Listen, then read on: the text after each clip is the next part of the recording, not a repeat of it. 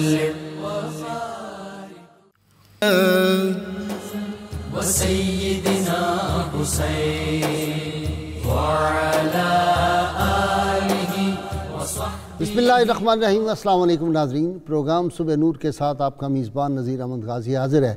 ناظرین کرام، حضرت ابو انیس محمد برکت علی صاحب رحمہ اللہ کی مشہور تالیف اسماء النبی الکریم صلی اللہ علیہ وآلہ وسلم سے ایک اسم مبارک پڑھنے کی سعادت حاصل کر رہا ہوں. سیدنا مزیل الغمہ صلی اللہ علیہ وآلہ وسلم، ہمارے سردار غم دور فرمانے والے. درود و سلام بھیجے اللہ آپ صلی اللہ علیہ وسلم، آپ کی آل پاک اور آپ کے صحابہ کرام پر. حضرت جعفر بن ابی طالب رضی اللہ عنہ نے شاہ حبشہ نجاشی کے دربار میں کہا: اے بادشاہ، ہم جہالت میں مبتلا تھے. ہم بتوں کی پوجا کرتے تھے، مردار کھاتے تھے، بدکاریاں کرتے تھے، رشتہ داروں سے قطع تعلق کرتے تھے.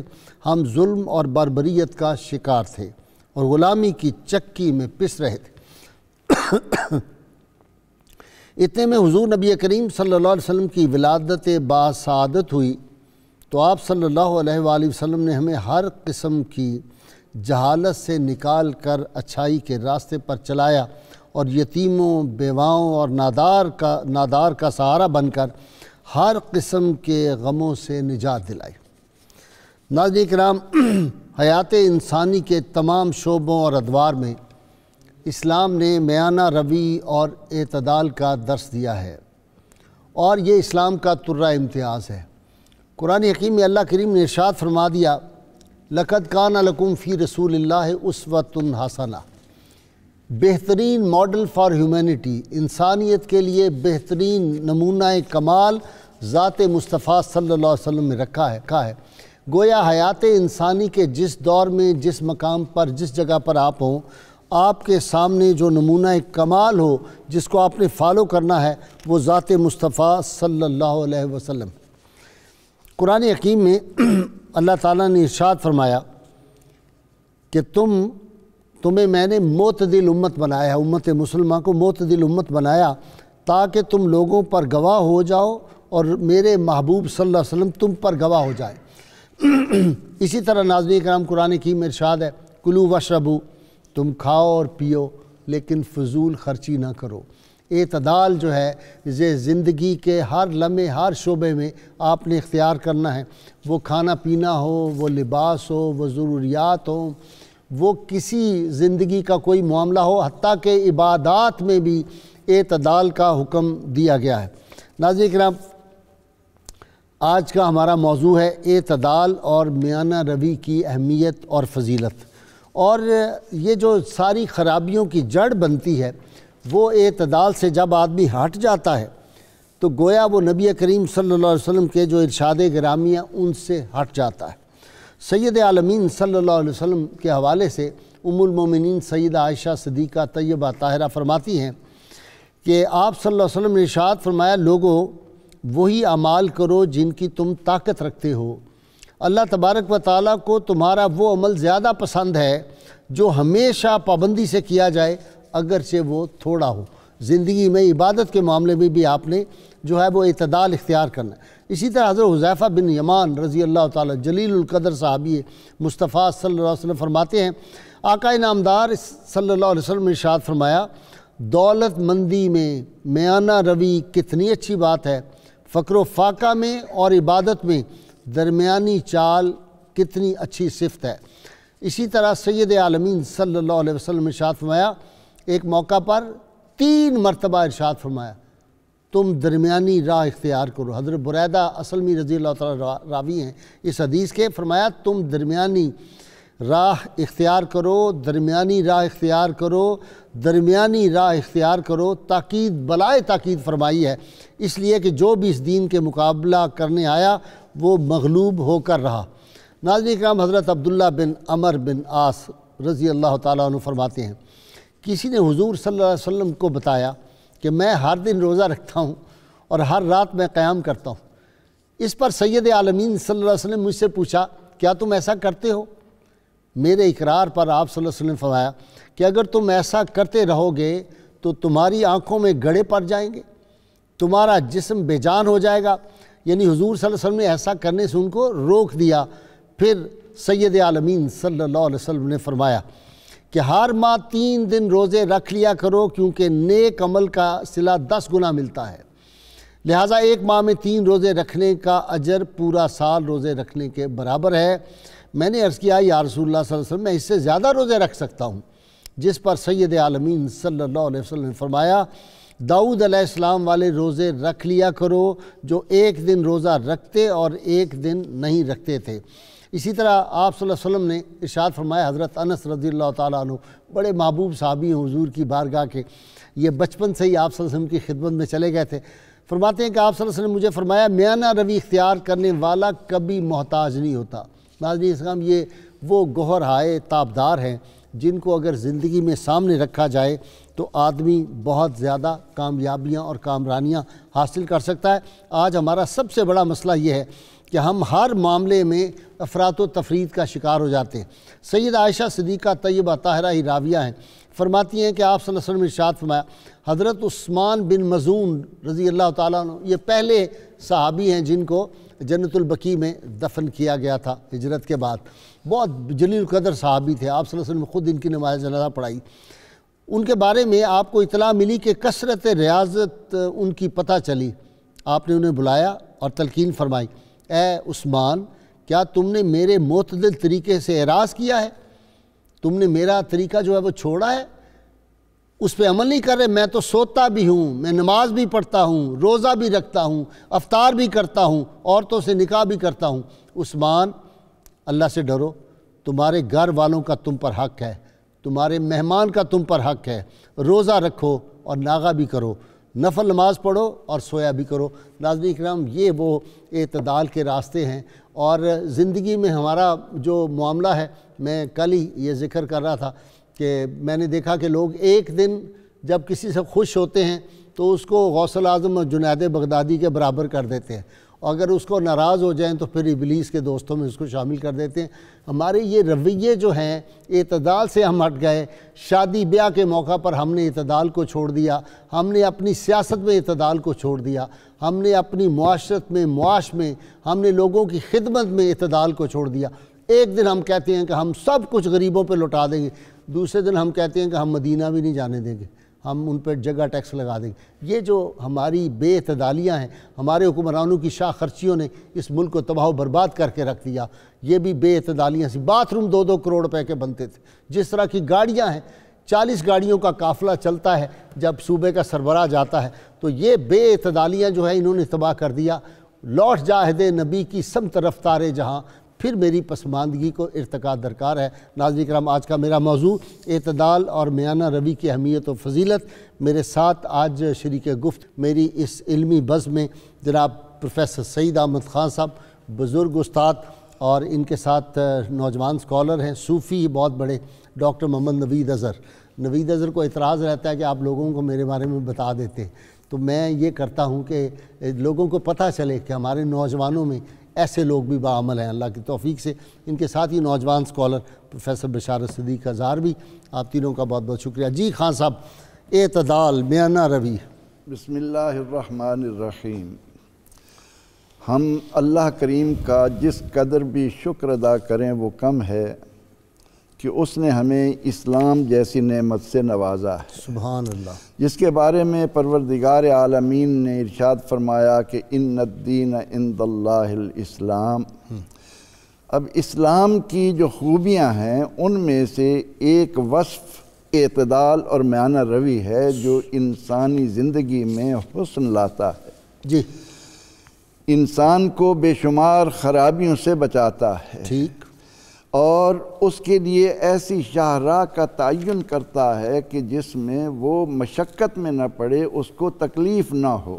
ٹھیک، پیغمبر رحمت صلی اللہ تعالیٰ علیہ وسلم کے بارے میں اللہ تعالیٰ نے قرآن کریم میں فرمایا کہ عزیز علیہ ما عنتم، جو چیز تمہیں مشقت میں ڈالے وہ میرے نبی علیہ السلام پر گراں گزرتی ہے۔ واہ واہ واہ۔ اب اللہ کے نبی علیہ الصلاۃ والتسلیم نے، جس طرح کہ آپ نے بھی ابتدائیہ میں بڑے خوبصورت انداز میں ناظرین پر واضح کیا، آپ صلی اللہ تعالی علیہ وسلم نے ہمارے لیے ایسی شاہراہ متعین فرما دی کہ جس پر چلتے ہوئے ہم صحت کے معاملے میں، وقار و تمکنت کے معاملے میں، ہر زندگی کے شعبے میں ہم خوبیاں ہی خوبیاں پاتے چلے جاتے ہیں۔ اب کتنا خوبصورت ارشاد ہے پروردگار عالمین کا کہ وَقْصِدْ فِي مَشْيِكَ وَغْضُضْ مِنْ صَوْتِكَ، کہ چال بھی میانہ رکھو اور آواز بھی ایسی ہو کہ جس کو سننے والوں پر کوئی بوجھ نہ پڑے۔ تو آج اگر ہم یہ چاہتے ہیں کہ ہمارے وجود بیماری سے بچیں، کلو وشربو ولا تسرف، کھانے میں میانہ روی اختیار کرنے والا کبھی بھی بھوکا نہیں، یہ بیمار نہیں ہوتا۔ ہمارے اندر بیماریاں آتی ہیں اسی بے اعتدالی کی وجہ سے۔ کمال ہے جی، کمال بات۔ وہ یاد آ گیا واقعہ، وہ جو ایک حکیم آیا تھا باہر سے مدینہ منورہ میں کہ میں کلینک کھول لوں، بیٹھ کر جب پوچھا گیا تو بتایا کہ اللہ کے نبی علیہ السلام نے جو انسانوں کی جماعت تیار کی ہے اس کا وصف ہی یہ ہے کہ وہ دسترخوان پر اس وقت جاتے ہیں جب خوب بھوک لگتی ہے، اور ابھی کچھ بھوک باقی ہوتی ہے، وہ اس سے اٹھاتے ہیں تو انہیں بیماریاں کیوں لگیں۔ آج ہماری زندگی میں ان بے اعتدالیوں نے نیند کے معاملے میں ساری رات جاگتے ہیں، صبح کو سوتے ہیں، بالکل الٹ۔ جی ہاں، اسی طرح ہم اپنے لباس میں اور زندگی کے دیگر امور میں اگر میانہ روی کو، جس طرح کہ نبی اکرم رحمت عالم صلی اللہ تعالی علیہ وسلم نے ان 3 صحابہ کی باتوں کو سنا، جو ایک کہہ رہے تھے کہ میں روزہ نہیں چھوڑوں گا، ایک کہہ رہے تھے کہ میں رات کو قیام نہیں چھوڑوں گا، ایک کہہ رہے تھے میں زندگی بھر شادی نہیں کروں گا، تو آپ صلی اللہ علیہ وسلم کے نزدیک ان کے یہ اعمال انسان کو تکلیف میں ڈالنے والے ہیں، مشقت میں ڈالنے والے ہیں، اور آپ تو آئے ہی اس لیے ہیں کہ یادعو عنہم اسرہم والاغلال التی کانت علیہم۔ اس افراط و تفریط کی وجہ سے جو پہلی قومیں اپنے آپ کو مشقت میں انہوں نے ڈالا ہوا تھا، اللہ کے نبی علیہ السلام نے آ کر بڑے خوبصورت انداز میں ان کو ہم سے ہٹایا۔ جی اپنا پروفیسر نوید، ان کو ہٹایا، نہ تو یہ کہا کہ تم راہب بن جاؤ، بالکل، اور نہ یہ کہا کہ تم اتنے ہو جاؤ کہ اللہ کے مقابلے میں کھڑے ہو جاؤ، اللہ کے نبیوں کو قتل کرنا شروع کر دو۔ سبحان اللہ، سبحان اللہ۔ آج کا جو ٹاپک ہے یہ میرے خیال میں تھیوریٹیکل کم ہے اور پریکٹیکل زیادہ ہے۔ ٹھیک، آج زندگی کے ہر شعبے میں ہی ہم میانہ روی اور اعتدال سے محروم ہو چکے ہیں۔ ٹھیک، خاص طور پر مذہبی معاملات میں جتنی شدت اور جتنی فرقہ واریت اور عدم اعتدال کی صورت نظر آتی ہے، یہ بہت ہی تباہ کن ہے اور لمحہ فکریہ ہے۔ مذہبی لحاظ سے امت مسلمہ کو اتنے فرقوں میں بانٹ دیا گیا ہے اور ان کی بنیاد فروعی مسائل کو بنا دیا گیا ہے کہ وحدت انسانی پارا پارا ہو کر رہ گئی ہے۔ قرآن مجید تمام انسانوں کو وحدت امت اور وحدت انسانی کا درس دیتا ہے اور بنی نوع انسان کو وحدت کی لڑی میں پرو دیتا ہے۔ رسول اللہ صلی اللہ علیہ وسلم نے فرمایا کہ الناس سواء کا اسنان المشت، لوگ جو ہیں وہ کنگھی کے دندانوں کی طرح برابر ہیں، ان میں کوئی تفریق نہیں۔ سبحان اللہ۔ اور حضرت صالح علیہ السلام اور ہود علیہ السلام نے جب اپنی قوم سے خطاب کیا تو الفاظ آتے ہیں وَقَالَ لَهُمْ أَخُوهُمْ هُودٌ، کہ ان کے بھائی ہود نے ان سے کہا، یعنی غیر مسلموں کو بھی بھائی کا درجہ دیا گیا ہے۔ اس سے ایک درجہ آگے اگر جائیں تو پھر قرآن مجید بیلیورز اور نان بیلیورز کی تقسیم کرتا ہے اور ان کو بھی بھائی قرار دیتا ہے آپس میں، اہل ایمان کو، اور حدیث پاک میں بھی ایسا ہی ہے۔ المسلم و اخو المسلم کے الفاظ بھی ہیں، انما المومنون اخوہ، وہ بھی ہے کہ مومنین آپس میں بھائی بھائی ہیں، مسلمان مسلمان کا بھائی ہے۔ تو یہ دو طرح کی تقسیم قرآن مجید میں اور احادیث میں ملتی ہے نوع انسانی کے حوالے سے۔ آپ کا مطلب ہے کہ بطور انسان تکریم انسانیت میں اگر کوئی غیر مسلم بھی ہے تو اس سے بھی آپ کا رویہ محبت کا اور وہ جو ہے ہونا چاہیے احترام آدمیت کا، احترام آدمی۔ ہاں جی، آدمیت، احترام آدمی۔ آدمیت کیا ہے؟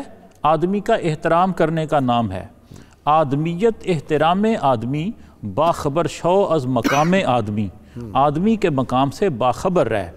تو بنیادی حقوق میں اللہ تعالیٰ نے تمام انسانوں کو برابر رکھا، لیکن بلیورز اور نان بلیورز، اہل ایمان اور غیر مسلموں کا تھوڑا سا فرق تو رہے گا نا، اور مومن آپس میں بھائی ہیں، جی ہاں، اور ان کو بطور انسان آپ نے ان کی انسان عزت کرنا برابر رکھا، ان کا درجہ بلند کر دیا، اور ان میں بھی ایک برادری اور بھائی چارہ بیان کیا۔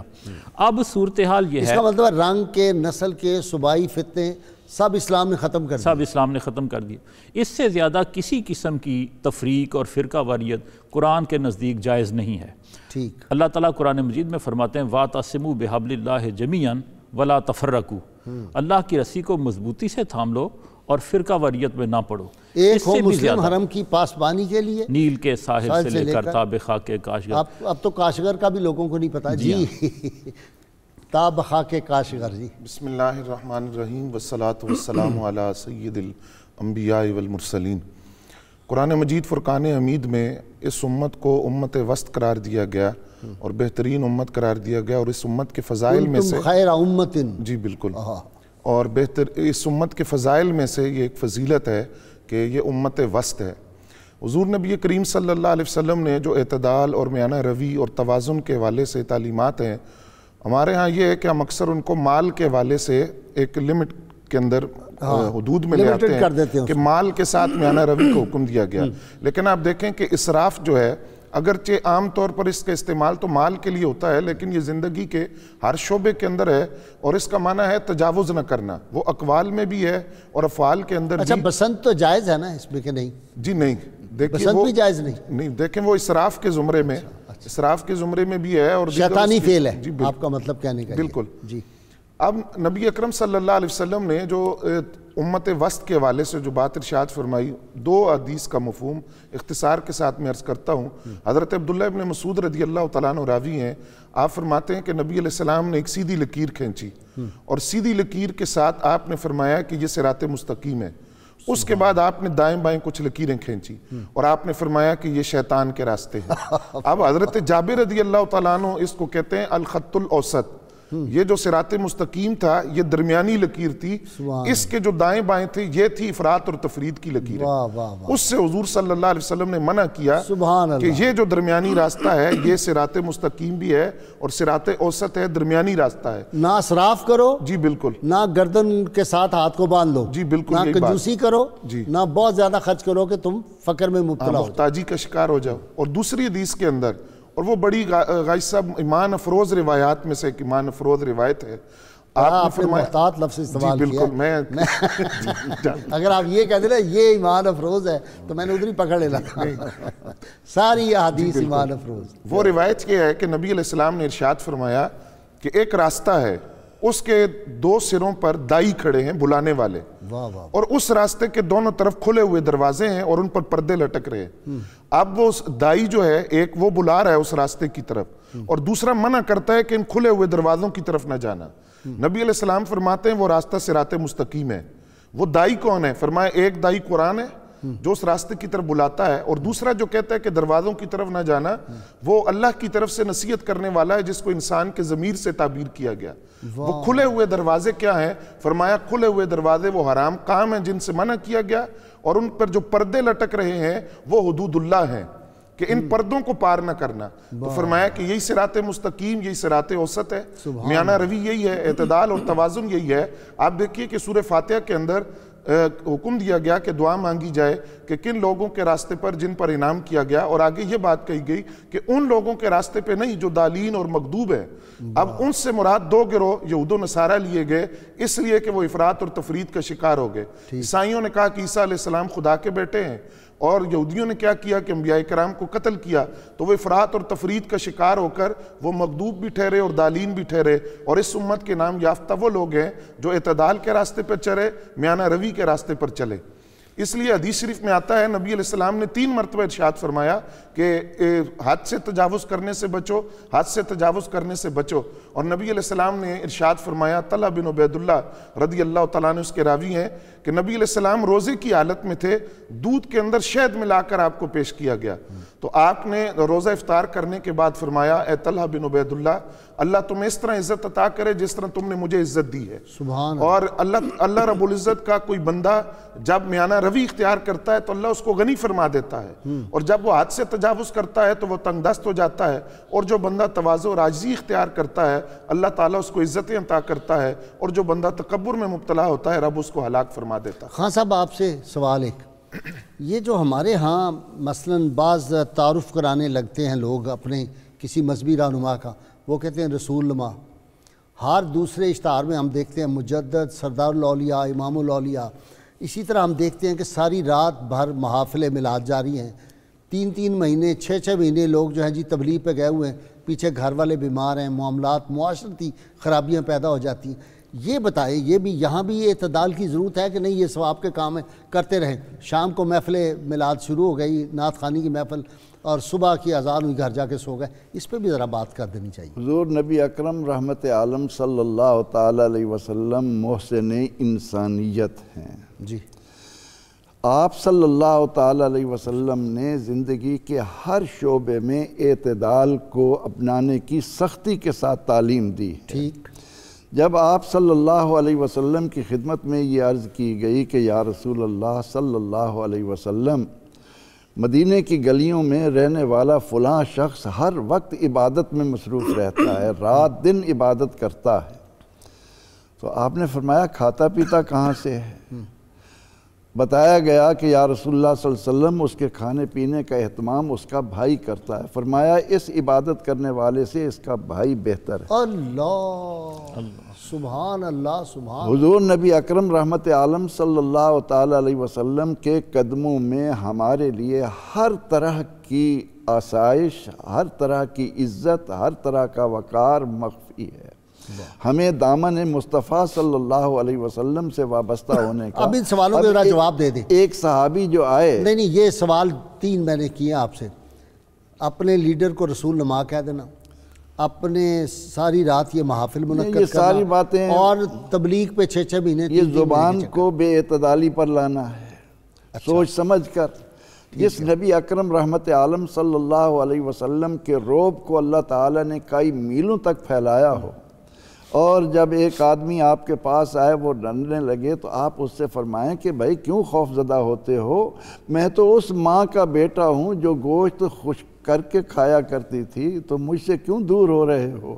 تو ہم لوگوں کو القابات دیتے وقت اس بات کا اگر خیال نہ رکھیں کہ اعتدال کہاں تک ہمیں اس بات کی اجازت دیتا ہے، تو وہ بھی اسی بے اعتدالی کے زمرے میں آ کر انسانوں کو گمراہ کرتا ہے. اس طرح عبادت کے وہاں دیکھیں نا کہ ایک صحابی رسول صلی اللہ علیہ وسلم آئے، بزرگ تھے، تو بڑی مشکل سے دور سے آئے، تو آپ نے پوچھا کہ تم اپنے محلے کی مسجد میں نماز پڑھ لیا کرو.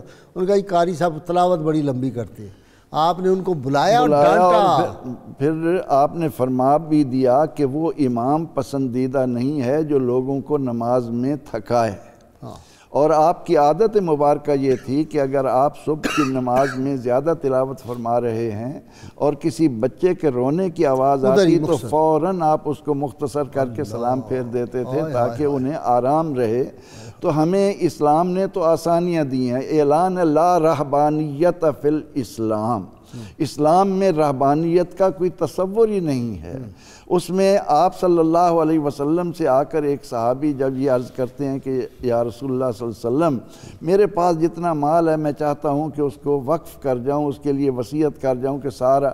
فرمایا اپنی بیٹیوں کے لیے، ان کا بھی تو خیال رکھو، تم تیسرے حصے میں وصیت کر سکتے ہو. یعنی یہاں بھی آپ نے اعتدال کو رکھا. اور قرآن کریم کی ہمیں یہ تعلیم سامنے رکھنی چاہیے کہ والذین اذا انفقوا لم یسرفوا ولم یقتروا، نہ تو اسراف کرتے ہیں نہ اپنے تنگی اور بخل کی طرف جاتے ہیں. بخل اور اسراف کے درمیان ہمیں چلنے کی تلقین کی جا رہی ہے، اور یہی اسلام کا حسن ہے. اور نبی اکرم رحمت عالم صلی اللہ تعالیٰ علیہ وسلم نے ہمیشہ، اگر ایک صحابی آئے ہیں اور انہوں نے مسجد میں سوال کیا ہے تو آپ صلی اللہ علیہ وسلم نے اس کو لوگوں پر بوجھ بننے کی بجائے تعلیم دی کہ فرمایا جاؤ گھر میں اگر کوئی چیز ہے تو وہ لے آؤ. پھر آپ نے اسے راستے پر لگا دیا کہ جاؤ اب لکڑیاں کاٹو، انہیں سر پر کلاڑا بن لو اور رسی لو اور سارا سمجھا دیا، اور اس کے بعد وہ صحابی رضی اللہ عنہ. تو اس ضمن میں آپ نے وہ ترجمہ ہمارے ناظرین کو سنایا کہ آپ کا یہ ارشاد ما آل من اقتصدا اتنا جامع ہے کہ اقتصاد اعتدال کا راستہ اختیار کرنے والا کبھی محتاج ہی نہیں ہوگا، کبھی محتاج نہیں ہوتا. مجھے لینی ہے بریک. ناظرین کرام، آپ دیکھ رہے ہیں آج ہماری زندگیوں میں جو بے اعتدالی ہے، شادیوں پہ اتنا زیادہ خرچ کر دینا، دعوتوں میں کھانے اتنے بنا دینے، اور پھر اس کے بعد وہ قرض لے لینا اور مقروض ہو جانا، اور ایک مصیبت. اور اسی طرح جہیز کے معاملے میں کس قدر بے اعتدالی ہوتی ہے. شادیوں پہ جو ہے کتنا جو ہے وہ کھانا جو ہے، اسی طرح جو لباس ہوتا ہے شادیوں پہ، وہ جو پہلے دن غرارہ پہنتے ہیں، میں تو سن کے حیران ہو گیا کہ وہ 20 لاکھ روپے کا بھی 50 لاکھ کا بھی غرارہ بنتا ہے، اور پھر وہ ایک دن ہی پہنا جاتا ہے. تو لباس اتنے قیمتی جو ہے، یہ بھی بے اعتدالی کے زمرے میں آتا ہے. مجھے لینی ہے بہت مختصر بریک جس میں آپ کو درود پاک سنوانا ہے اور ہم نے بھی سننا ہے. بہت مختصر وقفہ، ہمارے ساتھ رہیے گا.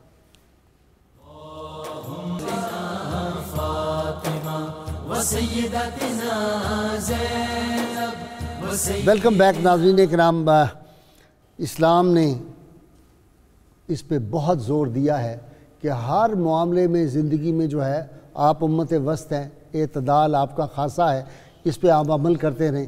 سیدنا غوث الاعظم رضی اللہ تعالیٰ فرماتے تھے کہ دین کے معاملات میں بھی اور دنیاوی معاملات میں بھی اگر تم اعتدال پہ راستے پہ چلو گے تو کامیابی اور کامرانی تمہارے قدم چومے گی. اگر اس سے تم ہٹ جاؤ گے، دونوں معاملات، لوگ یہ سمجھتے ہیں، ایک بات یہ ہے کہ اسلام نے تو دنیاوی اور یہ جو دینی ہے اس کا بھی فرق ایک اعتبار سے مٹا دیا ہے کہ ہر کام جو ہے اگر آپ یہ سمجھ کے کریں گے کہ رسول اللہ صلی اللہ علیہ وسلم اس طرح فرمایا تھا، آپ کے ارشادات اس طرح تھے، تو وہ آپ کا عبادت میں شمار ہوگا، وہ بھی آپ کی نیکی اور تقوی میں شمار ہو جائے گا. کیوں جی پروفیسر صاحب؟ جی اس میں آپ سے بات کر رہا ہوں اپنا. جی فیصل نبی. مذہبی معاملات میں بہت زیادہ بے اعتدالی پیدا ہو گئی. تبلیغ کی طرف اتنی توجہ ہو گئی کہ گھریلو معاملات متاثر ہوئے، ٹھیک، اور خطابات کی طرف اتنی توجہ ہو گئی کہ معاشرے کا تقاضا کیا ہے، لوگ کیا سننا چاہتے ہیں، اس سے ہم غافل ہو گئے کہ تبلیغ کی طرف سے ہمارا رجحان ہٹ گیا اور سیلف پروجیکشن کی طرف آ گیا کہ لوگ ہمیں دیکھیں، ہمیں جانیں کہ ہم کیا ہیں. بہت اونچی آواز میں بات کرنا اور لمبے لمبے خطابات کرنا، یہ چیزیں آؤٹ ڈیٹڈ ہو چکی ہیں، آج کے دور کا تقاضا نہیں ہے. 5 لاکھ روپے کی وہ بناتے ہیں، کیا اس کو کہتے ہیں جو بڑے بناتے ہیں، ماڈل بناتے ہیں. نہیں ماڈل بھی ہے، یہ جو وہ بناتے ہیں یار بورڈ، جو لائن بورڈ، فلیکس وغیرہ، ہاں فلیکسیں اور بڑے بڑے یہ سب اسراف پہ آتا ہے. اسراف اور تبذیر 2 لفظ قرآن مجید میں اللہ تعالیٰ نے استعمال کیے. اسراف یہ ہے کہ آدمی جہاں خرچ کرنے کا موقع ہے وہاں زیادہ خرچ کر دے. 1000 سے کام چلتا تھا، 10,000 خرچ کر دیے. اور تبذیر یہ ہے کہ جہاں خرچ کرنے کا موقع ہی نہیں تھا وہاں خرچ کر دیا. ان المبذرین کانوا اخوان الشیاطین، یہ جو دولت کو بے جا اڑانے والے ہیں، مبذرین کا ترجمہ مترجمین نے کیا بے جا اڑان، وہ بھی بسنت والے بھی بے جا اڑانے والے، یہ شیاطین کے بھائی ہیں. تو اتنے سخت الفاظ استعمال کیے. اس ساری بے اعتدالی کا سبب یہ ہے کہ آدمی اپنے نقطہ نظر کو اہمیت دیتا ہے اور قرآن سے ہدایت طلب نہیں کرتا. ایک نظریہ پہلے بنا لیا جاتا ہے، اس پر قرآن سے دلیل تلاش کی جاتی ہے. ہونا تو یہ چاہیے کہ اپنے نظریے کو، اپنی عقل کو سرنڈر کر کے قرآن مجید کا مطالعہ کیا جائے اور قرآن جو کہتا ہے اس کو نظریہ بنایا جائے. کن بپیش مصطفیٰ کیا ہے؟ عقل قربان کن بپیش مصطفیٰ. رومی کہتے ہیں درہما اقوال و افعال فتح، عقل قربان کن بپیش مصطفیٰ. تمام اقوال اور احوال میں اے نوجوان اپنی عقل کو حضور کی دہلیز پر قربان کر دے. یعنی قرآن سے اپنا نظریہ اخذ کر، اپنے نظریے پر قرآن کو دلیل نہ بنا. تو قرآن مجید میں اس فرقہ واریت کو اور اس چیز کو شرک سے تعبیر کیا گیا. ارے نہ سمجھ قربان ہو جا ان کے روزے پر، یہ لمحے زندگی میں بار بار آیا نہیں کرتا. قرآن پاک میں آتا ہے اقیموا الصلاۃ ولا تکونوا من المشرکین، نماز قائم کرو اور مشرکین میں سے نہ ہو جاؤ. من الذین فرقوا دینہم وکانوا شیعا، یعنی ان لوگوں میں سے جنہوں نے دین میں فرقہ واریت کو فروغ دیا اور گروہوں میں بٹ گئے. یہ تابعین کے زمانے سے ہی کچھ فرقے جو تھے وہ وجود میں آ گئے تھے کہ مرجیہ، معتزلہ، قدریہ، جبریہ، ان کا جنہوں نے رد کیا وہ فرقہ واریت کو فروغ دینے والے نہیں ہیں، لیکن جنہوں نے ان مسائل کو عوام میں لا کر نئے فرقوں کی بنیاد رکھی، ان کو قرآن شرک سے تعبیر کر رہا ہے اور ان کو مشرک قرار دے رہا ہے۔ تو حضور پاک صلی اللہ علیہ وسلم نے فرمایا کہ یہود 71 فرقوں میں بٹ گئے، نصارہ 72 فرقوں میں بٹ گئے، اور مسلمان جو ہیں 73 فرقوں میں بٹ جائیں گے۔ اس کا مطلب یہ نہیں تھا کہ 73 فرقے پورے کر دیں، بناؤ، اس سے مراد ہی نہ بناؤ، یہ تو پیش گوئی تھی اور تنبیہ تھی، وارننگ تھی کہ ایسا جب ماحول پیدا ہو جائے تو تم بچ کے رہنا، تم فرقہ واریت میں ملوث نہ ہو جانا، کیونکہ فرقہ واریت جو ہے یہ تو بڑا سخت گناہ ہے، اور قرآن تمام انسانوں کو ایک برادری کہتا ہے۔ کو کس قدر تباہی ہماری ہو رہی ہے جی ہاں، امت مسلمہ کی، اور دیکھیں نا جس طرح ملک اسلامی آپس میں لڑ رہے ہیں، یہ بھی تو بے اعتدالی ہے۔ جس اسلام نے غیر مسلموں کے حقوق بتائے ہیں وہ مسلمانوں کے آپس میں لڑنے پر کتنا ناراض ہوگا کہ صرف اپنے نظریے کو فروغ دینے کے لیے اسلحہ اٹھا لیا جائے اور قتل و غارت کر دی جائے۔ کلمہ گو کو مار رہا ہے، مسجدوں میں بم چلا رہا ہے، مسجدوں میں یہ خانقاہوں میں بم چلائے جا رہے ہیں۔ جی بشارت صاحب۔ جی غائث صاحب، اسراف کے حوالے سے میں یہ بات عرض کرنا چاہوں گا، مفسرین نے اس کے حوالے سے لکھا، حضرت حبیب رضی اللہ تعالیٰ عنہ کی روایت ہے کہ صحابہ کرام نے کبھی اصول لذت کے لیے کھانا نہیں کھایا اور اصول جمال کے لیے لباس نہیں پہنا۔ کھانا وہ اس لیے کھاتے تھے کہ جسم کو اتنی قوت مل جائے جس سے وہ اللہ کی عبادت کر سکے، اور لباس اس لیے پہنتے تھے کہ اس سے گرمی اور سردی سے بچا جا سکے۔ اب یہ روایت لکھنے کے بعد مفسرین نے بڑی خوبصورت بات لکھی، وہ کہتے ہیں کہ اسلام کا جو ابتدائی دور تھا جس میں تنگ دستی بھی تھی اور مشکلات تھی، اس وقت صحابہ کرام نے لباس بھی عمومی استعمال کیا اور کھانے کے حوالے سے بھی کئی دن فاقوں میں بھی گزرتے تھے، لیکن جب خوشحالی کا دور آیا تو انہوں نے عمدہ کھانا بھی استعمال کر عمدہ لباس بھی۔ اب یہ وہ بات ہے کہ جس کی وضاحت ضروری ہے کہ اسلام اچھے لباس سے منع نہیں کرتا، اچھے کھانے سے منع نہیں کرتا، لیکن اسلام یہ کہتا ہے کہ حد سے تجاوز نہ کرو۔ اگر اللہ تعالیٰ نے کسی کو وسعت دی ہے اور وہ اعتدال کے دائرے میں رہ کر میانہ روی اختیار کرتے ہوئے اچھا لباس یا اچھا کھانا ضرورت کے مطابق اچھا وہ جو شادیوں پہ پہاڑ بنا لیتے ہیں پلیٹ میں، وہ دیکھا ہے آپ نے کبھی؟ جی بالکل، پورا اور بکرا جب روسٹ دوڑ لگاتے ہیں تو لگتا ہے کہ بس یہ آخری کھانا ہے اور جنگ شروع ہو گئی۔ جی غائث صاحب ایسے ہی ہے، اور وہ اس کا نتیجہ آپ دیکھیں کہ بیماریاں جنم لیتی ہیں اور کس قدر اسے بے اعتدالی کے نتائج سامنے آتے ہیں۔ اب دیکھیے حضرت فاروق اعظم رضی اللہ تعالیٰ عنہ کا ایک بڑا خوبصورت اقوال میں سے قول، آپ فرماتے ہیں کہ یہ بھی فضول خرچی ہے کہ انسان کی جس چیز کھانے کی خواہش ہو وہی چیز کھانے کے لیے چل پڑے۔ فرماتے ہیں یہ بھی اسراف ہے، فضول خرچی ہے، کیونکہ یہ انسان اپنی خواہشات کی پیروی کر رہا ہے اور وہ اعتدال اور میانہ روی کا راستہ چھوڑ رہا ہے۔ اب آپ دیکھیے کہ حضور نبی کریم صلی اللہ علیہ وسلم کی تعلیمات کیا ہیں۔ آج ہمارے جو معاشرتی مسائل ہیں، وہ حضرت داؤد تائی تھے نا، جی کہ گوشت پیش کیا گیا، گوشت پیش کیا گیا، نفس کو کہا اچھا تو گوشت مانگتا ہے، دیتا ہوں میں تجھے گوشت۔ اور کافی عرصے بعد آپ کے سامنے آیا تھا عید کا دن تھا، جی بالکل، کنیز نے پیش کیا تو آپ نے اس کو صدقہ کر دیا اور فرمایا کہ اگر میں کھاتا تو کچھ دیر بعد میں یہ جسم سے خارج ہو جاتا، لیکن میں نے اس کو وہاں پہنچا دیا کہ یہ اللہ کی بارگاہ میں میرے لیے پہنچ گیا ہے۔ تو انسان اعتدال کا راستہ، معاشرتی مسائل کے اندر بھی یہی بات ہے۔ آپ دیکھیے کسی کے ساتھ اگر دشمنی ہے تو اس میں بھی کہا گیا کہ تمہاری یہ دشمنی تمہیں اعتدال کے راستے سے نہ ہٹائے، کہ تم حد سے بڑھ جاؤ، کیونکہ نبی علیہ السلام نے فرمایا کہ ہو سکتا ہے کل وہی دشمن تمہارا دوست بن جائے، تو اس دشمنی میں بھی اعتدال اور میانہ روی، اور دوستی میں بھی آپ صلی اللہ علیہ وسلم ارشاد فرمایا تم اما نہ بنو۔ جی بالکل۔ تو صحابہ نے عرض کیا یا رسول اللہ اما کیا ہوتا ہے؟ آپ نے کہا کہ تمہارے ساتھ کوئی نیکی کرے تو نیکی کرو، بدی کرے تو تم بھی بدی کرو، یہ نہیں، وہ ہے نا کہ جفا کرو گے جفا کریں گے، وفا کرو گے وفا کریں گے، ہم آدمی ہیں تمہارے جیسے، جو تم کرو گے وہ ہم کریں گے، یہ نہیں ہے۔ اسلام نے کہا ہے کہ تم نیکی اس کے بدلے میں کرو۔ اور پھر دوستی کے والے سے بھی دیکھیں کہ اعتدال کا راستہ، کہ دوستی اس قدر نہ ہو کہ اپنے دوست کے عیب اور اس کے گناہوں کو بھی نہ دیکھو اور اس کی وہ سوسائٹی اور صحبت تمہیں خراب کر دے۔ اسی طرح اقوال کے والے سے نبی علیہ السلام نے فرمایا جو خاموش رہا نجات پا گیا۔ مطلب کیا تھا کہ ضرورت کے وقت بولو۔ جب انسان زیادہ گفتگو کرتا ہے اور بلا وجہ اور بلا ضرورت کرتا ہے تو بعد اوقات وہ خود اپنی شخصیت کو مجروح کر دیتا ہے اور ایسی بات کرتا ہے جو اس کی اپنی ذات کے لیے نقصان دہ ہوتی ہے۔ دوست کے ساتھ راز نہ شیئر کرو، ممکن ہے وہ کل تمہارا دشمن ہو جائے۔ وہی جو میں نے بات کی کہ آج راضی ہیں، میں نے کل کے پروگرام میں ایک دلچسپ بات سنائی تھی کہ ایک صاحب جو تھے وہ مجھے ملے، یہ کل بھی میں نے سنائی، آج پھر ریپیٹ کر رہا ہوں۔ تو وہ جو تھے مجھے کہہ لیں گے فلاں آدمی جو ہے نا کسی مذہبی رہنما کے بارے، یہ غوث الاعظم سیدنا عبد القادر جیلانی 20 اور یہ 19 ہے۔ میں نے کہا یار اتنا نہ کرو، کچھ تھوڑا کم کر دو اس کو۔ اس نے کہا نہیں جی۔ کچھ مہینوں بعد وہ میرے پاس یا 1 برس کے بعد آئے، ہائی کورٹ میں آفیسر ہوتا تھا، تو مجھے کہہ لیں گے وہ تو شیطان ہے، ابلیس ہے وہ تو۔ میں نے کہا یہ کیا کرتے آپ، یہ افراط و تفریط اتنی زیادہ ہے۔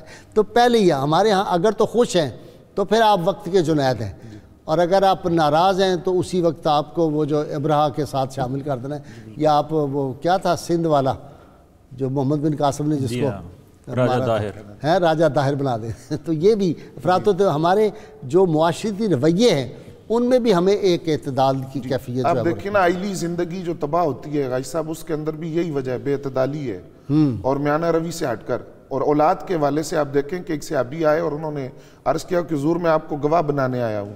فرمایا کس بات پر؟ فرمایا یہ میرے چھوٹے بیٹے ہیں، میں ان کو ایک باغ ہبہ کرنا چاہتا ہوں بطور تحفہ اپنی زندگی میں۔ تو آپ نے فرمایا آپ کی اور اولاد بھی ہے؟ عرض کیا کہ اور اولاد بھی ہے۔ فرمایا ان کو بھی دیا ہے؟ عرض کیا نہیں حضور ان کو نہیں دیا، یہ چھوٹا بیٹا ہے میں اس کو دے رہا ہوں۔ تو آپ نے فرمایا میں اس ظلم پر گواہ نہیں بن سکتا۔ ہوئے ہوئے ہوئے ہوئے، یعنی مراد اس کا یہ ہے کہ مطلب ہے اگر اپنی اولاد میں سے آپ نے ایک کو اپنی زمین اپنی جائیداد جو ہے وہ زیادہ دے دی، پیسے سارے اس کے نام بینک، اور دوسرے جو ہم وہ دیکھ رہے ہیں، تو یہ تو میں نے بڑے بڑے گھروں میں دیکھا ہے کہ ایک کو دے دیتے ہیں دوسرے کو نہیں دیتے۔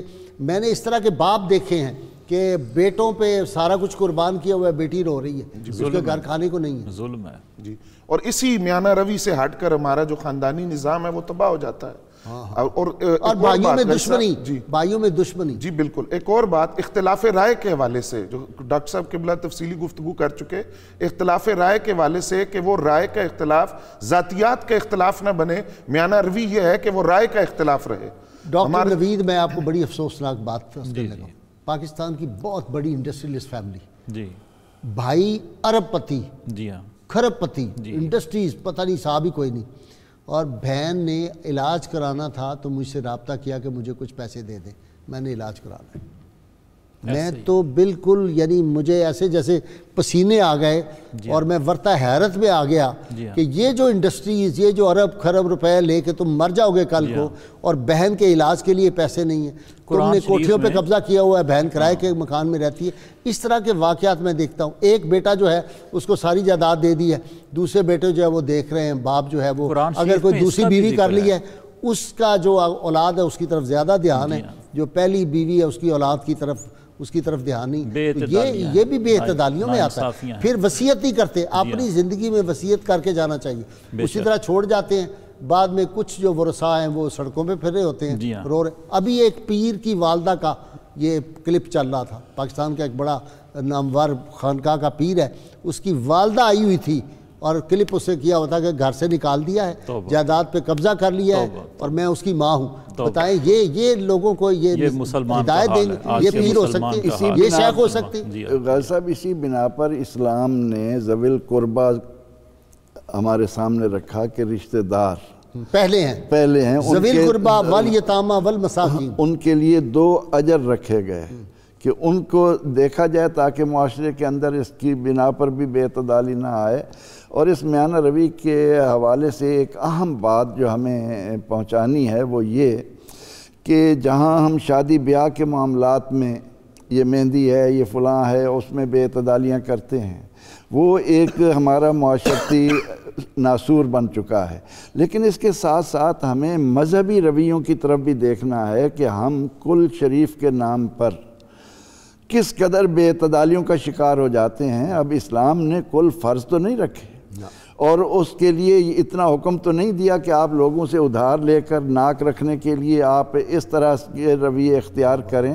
ہمیں زندگی کے ہر معاملے میں ہمیں اسلام نے ایصال ثواب کے لیے ضرور حکم دیا ہے، لیکن اس میں نمائش کا پہلو جہاں پر آئے گا وہ ہم اجر و ثواب سے محروم ہو جائیں گے۔ ہمیں وہاں پر بھی یہ خیال رکھنا چاہیے کہ اپنی حیثیت کے مطابق اللہ نے جو دیا ہے آسانی سے ہم اس کو خرچ کر سکتے ہیں وہ کریں۔ یہ نہیں ہے کہ فلاں نے فلاں کے مرنے پر اتنا خرچ کیا، اب میں اگر اس سے کم کروں گا تو لوگ کیا کہیں گے، میری حیثیت کیا رہ جائے گی۔ میانہ روی اسلام نے ہمیں اسی لیے عطا فرمائی کہ ہم اپنی زندگیوں کو آسان بنائیں، اور میانہ روی کے طریقے جب سے ہم نے چھوڑے ہیں جیسا کہ آپ نے ذکر کیا کہ جب ایک لہنگا اتنا مہنگا اس کی نمائش ہوتی ہے تو دوسرے اس کی خاطر کہ میری بیٹی کیا کہے گی، میری بیٹی کی امنگیں کیا ہوں گی، اس کے لیے وہ جھوٹ بولتے ہیں، رشوت لیتے ہیں، ملاوٹ کرتے ہیں، کن کن کاموں سے گزر کر پھر بلکہ اب تو ڈاکہ زنی کی طرف زیادہ رجوع ہو رہا ہے۔ لوگ اپنی ضرورتیں مٹانے کے لیے، لوگوں کا مال چھیننے کے لیے بھی میدان میں اترے ہوئے ہیں۔ تو ان تمام تر باتوں کی خرابیوں کی جو جڑ ہے وہ میانہ روی سے ہٹنا ہے۔ نبی اکرم رحمت عالم صلی اللہ تعالی علیہ وسلم نے ہمیں یہ جہاں فرمایا کہ لنفسک علیک حق، تیرے نفس کا تجھ پر حق ہے۔ سبحان اللہ۔ اب میں اپنے نفس کے اس حق کو ایک طرف رکھ کر میں کہوں کہ فلاں نے 6 مہینے تبلیغ میں گزارے ہیں، میں 9 مہینے گزار کر رہا ہوں، پیچھے میرے بچوں کی تعلیم کا حرج ہو، میری کوئی پرواہ نہیں۔ خان صاحب آپ کا بہت شکریہ، پروگرام کا وقت جو ہے وہ کنکلوڈ ہو رہا ہے۔ ڈاکٹر نوید آپ کا شکریہ، پروفیسر بشارت آپ کا۔ ناظرین اکرام، ہم ہر روز اپنے سامعین ناظرین سے سوال پوچھتے ہیں، جو صحیح جواب دیں ان کو کسان آئل کی جانب سے گفٹ پیش کیا جاتا ہے۔ آج کا سوال ہے، کون سی سورہ کی تلاوت کا ثواب 1/3 قرآن پڑھنے کے برابر ہے؟ یہ میرے ریسرچ اسکالر نے تھوڑی سی ظلم اور آج شرارت کر دی ہے۔ اس سے مراد وہ ہے جو صورت وزیروں کو نہیں آتی تو انہوں نے وہ بیچ میں ڈال دی ہے۔ اب میں ہمدردی کا اظہار ہی کر سکتا ہوں ان وزراء سے جن کو نہیں وہ آتی صورت، بہرحال ہمارے ناظرین سمجھ کے ہوں گے، اور ان لوگوں کو ہم بڑے بڑے مناصب پہ بٹھاتے ہیں۔ میرا جی چاہتا ہے کہ اس طرح کے لوگوں کو اسمبلی سے نکال کے باہر پھینک دیا جائے۔ جن کو نماز نہ آتی ہو وہ مملکت خداداد پاکستان کی اسمبلی میں کیسے بیٹھ سکتے ہیں؟ گزشتہ سوال جو ہم نے آپ سے پوچھا تھا، روزے 2 سنہ ہجری میں فرض کیے گئے تھے۔ خوش نصیب حضرات جنہوں نے سب سے پہلے صحیح جواب دیے، محمد فیاض ملک ڈیرہ غازی خان، محمد رفیق اسلام آباد، غلام شبیر سعیدی علی پور مظفر گڑھ، فاروق احمد کشمور سندھ، محمود احمد لاہور، ضیاء احمد گجرانوالہ، عبداللہ سعید فیصل آباد، احسان اللہ اکبوریہ والا، غلام نبی حیدرآباد، نوشابہ عبدالواحد، جہلم محمد ابو ہریرہ حافظ آباد، ڈاکٹر ناظم رضوی وزیر آباد۔ کتاب الشفاء سے کمر درد کا روحانی علاج، اگر کسی شخص کی کمر میں درد ہو تو دوسرا شخص باوضو ہو کر درد والی جگہ پر 7 مرتبہ اللہ تعالیٰ کا اسم مبارک یا اللہ اپنی انگلی سے لکھے اور یہ عمل 7 مرتبہ کرے، انشاءاللہ درد ختم ہو جائے گا۔ شرط یہ اول و آخر کوئی بھی درود پاک جو آپ کو آتا ہو 11 مرتبہ ضرور پڑھیں۔ سیدنا علی المرتضیٰ شیر خدا فاتح خیبر رضی اللہ عنہ فرماتے ہیں، جو شخص میانہ روی اختیار کرتا ہے دولت مندی اس کا ساتھ دیتی ہے، اور میانہ روی سے اس کے فقر اور نقصان کا تدارک ہوتا ہے۔ روزنامہ 92 آج کا جو ہے ناظرین کرام، اس میں میانہ روی کی اہمیت و فضیلت پہ بڑا زبردست مضمون ہے۔ ناظرین کرام، مجھے رات کو نوید چاند صاحب صدر ہیں دائرہ مخلصین کے، وہ ہانگ کانگ سے پاکستان آئے ہوئے، رات میری ان سے ملاقات ہوئی، بہت نوجوان عبادت گزار۔ انہوں نے مجھے بڑے دکھ کے ساتھ کہا کہ انڈیا کے لوگ جو ہیں ان کو تو حکومت جو حج پہ جاتے ہیں سہولتیں مہیا کرتی ہے، ان کو سبسڈی دیتی ہے، بنگلہ دیش میں ہے، ملائیشیا میں ہے، ایران میں ہے، تو ترکی میں ہے، تو یہ پاکستان میں کیا ہو رہا ہے؟ میں کہا پاکستان میں اب حج کا ہم کاروبار کرنے لگے ہیں، اور ریاست مدینہ جو ہے وہ مدینہ جانے سے روکتی نہیں ہوتی، ریاست مدینہ لوگوں کو مدینہ پہنچاتی ہے۔ میری بات جن تک جا رہی ہے وہ اللہ کے خوف سے ڈریں، 1.5 لاکھ روپیہ غریبوں پہ ایک اور جگہ ٹیکس لگا دیا، اس کو ختم کریں فوری طور پہ۔ اسی طرح ایک بہت بڑی شخصیت تھے، انہوں نے مجھے فون کیا بڑے دکھ کے ساتھ کہ میں نے اپنے گھر میں کہا کہ داتا گنج بخش رحمۃ اللہ علیہ کے مزار پرنوار پہ بچے کی شادی کرنی ہے، تو انہوں نے کہا میری عالیہ معترض ہوگی، انہوں نے کہا یہ کیا مزاروں پہ جا کے؟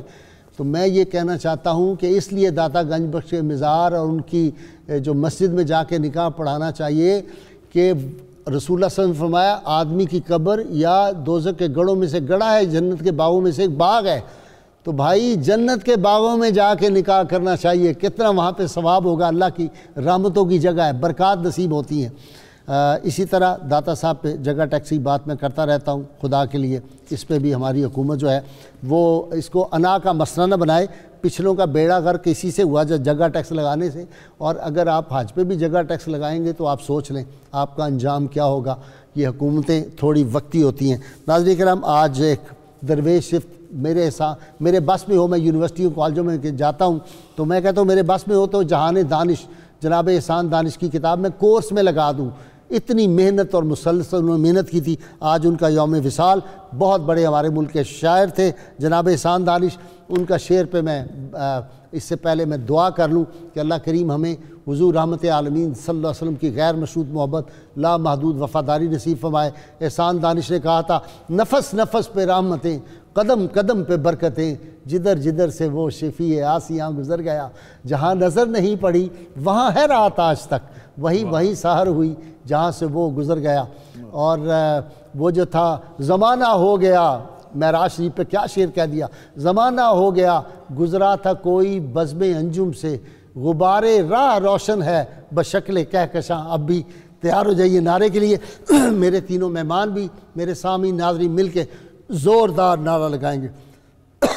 پاکستان کا مطلب کیا؟ لا الہ الا اللہ محمد رسول اللہ صلی اللہ علیہ وسلم.